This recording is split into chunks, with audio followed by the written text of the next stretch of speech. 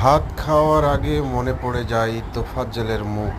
পানি গ্লাসে দিতে পারি না, তৃপ্তির সে চুমুক। ভাত খাওয়ার আগে সে তোফাজ্জল জানেনি শেষ খাওয়া তার এটা।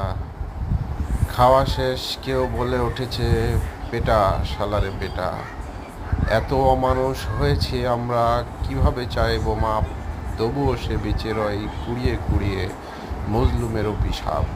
ঢাকা বিশ্ববিদ্যালয়, যেখানে বলা হয় ছাত্রদের 52, 71 এবং 24-এর আন্দোলন হলো, সেখান থেকে আসলে আমরা মানুষ হতে পারি নাই। ঢাকা বিশ্ববিদ্যালয়ে পড়লেই যে মানুষ হয় তা নয়।